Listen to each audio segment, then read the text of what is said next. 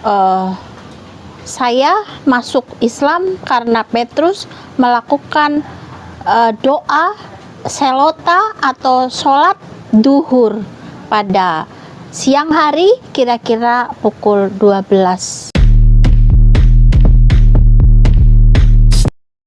Shalom saudaraku, selain damai sejahtera dalam kasih Kristus. Jumpa lagi dengan saya, Didi Tuli. Kita akan belajar berapologetika bersama-sama di channel ini.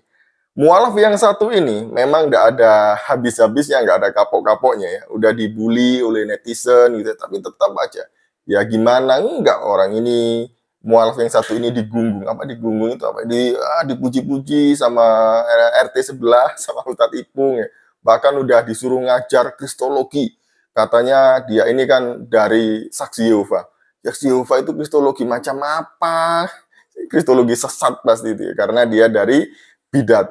Nah, kali ini dia mengatakan sesuatu yang beda lagi. Kalau dulu katanya dia mualaf karena Yesus doa subuh, sekarang dia mualaf karena Petrus doa tengah hari. Pelin-pelan orang ini. Sebelumnya mari kita bersama-sama melihat videonya. Dalam Kisah Para Rasul 10 ayat yang ke-9, Petrus naik ke atas rumah untuk melakukan berdoa pada siang hari kira-kira pukul 12. Karena itu saya masuk Islam karena Petrus melakukan doa selota atau sholat duhur pada siang hari kira-kira pukul 12 siang tengah hari. Usia segini, seibu ini memang sedang lucu-lucunya ya. Kembali kayak masa kanak-kanak. Kalau nggak diturutin, nanti dia ngambek. Nah, kali ini dia sebar hoax lagi ya. Kenapa saya bilang sebar hoax? Karena dia mengatakan yang bukan kebenaran dalam Alkitab. Jadi dia memelintir makna asli dalam Alkitab itu sendiri. Nah, dia mengatakan bahwa alasan dia mualaf karena Petrus doa tengah hari. Maka Petrus itu Islam. Kalau dia mualaf alasannya karena Petrus, seharusnya dia tidak masuk Islam, tapi masuk Yahudi. Atau kalau enggak ya Kristen Ortodoks. Karena Kristen Ortodoks dan juga Yahudi, doanya itu siang hari. Nah, mari kita melihat fakta sebenarnya ya. Orang Yahudi itu berdoa 3 kali sehari. Yang pertama dimulai dari jam 6 sore ketika matahari terbenam. Yang kedua, doanya itu pagi, jam 6 pagi. Yang ketiga, dia berdoa tengah hari. Nah, seperti yang dilakukan oleh Petrus ini. Apa buktinya? Ada kok buktinya di dalam Alkitab. Seperti Daniel.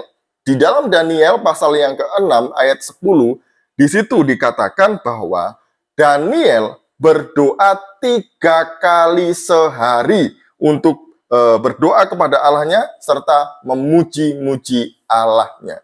Jadi Daniel sebagai seorang Yahudi, dia berdoa tengah hari juga. Dan menghadap kemana? Menghadap ke Yerusalem, ke Bait Suci. Yang kedua, ada lagi nih, di dalam Mazmur 55 ayat 17. Ini Mazmur Daud. Jadi Daud sendiri sebagai seorang Yahudi, orang Israel, di sini dicatat bahwa Daud berdoa waktu petang. Kapan waktu petang itu? Jam 6 sore ketika matahari mulai terbenam. Kemudian berdoa pagi, jam 6 pagi, dan doa tengah hari.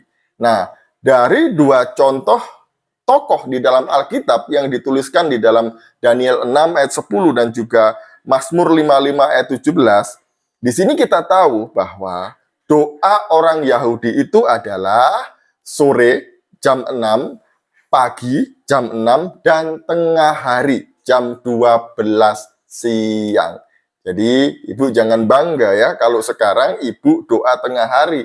Karena ribuan tahun sebelum ibu sudah ada orang Yahudi yang berdoa tengah hari terlebih dahulu. Nah, yang kedua, selain orang Yahudi yang doa tengah hari, ada Kristen Ortodoks. baik Ortodoks Syria maupun Koptik. Yang pertama, mereka doa sore ketika fajar terbenam, matahari terbenam, itu jam 6. Kemudian 30 menit kemudian, setengah 7.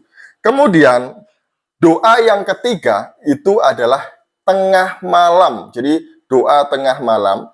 Doa yang keempat adalah doa pagi atau subuh jam 5 sampai jam 6.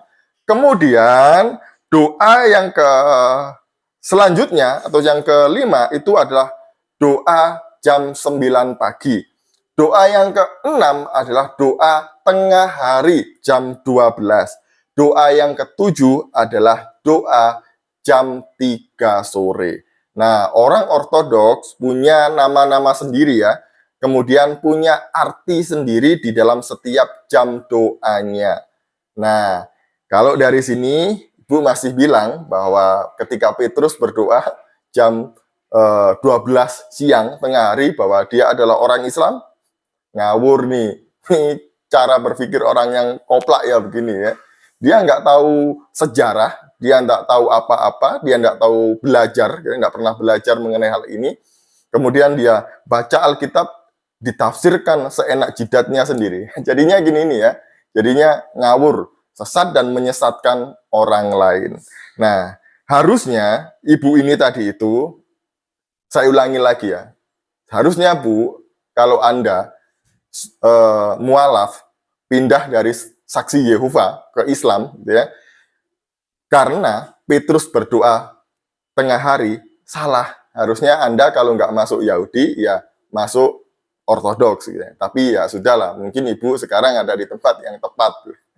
Nah, jadi inilah kualitas mualaf kebanggaan Ustadz Ipung Atria. Lucu-lucu dan ngawur-ngawur. Ya. Tapi ya sayangnya banyak orang yang percaya dengan model orang seperti ini ya. Bahkan orang-orang begini ini dibangga-banggakan. Oh, ini mualaf paling cerdas. Paling cerdas apanya? Bidat lagi. Sekian dari saya.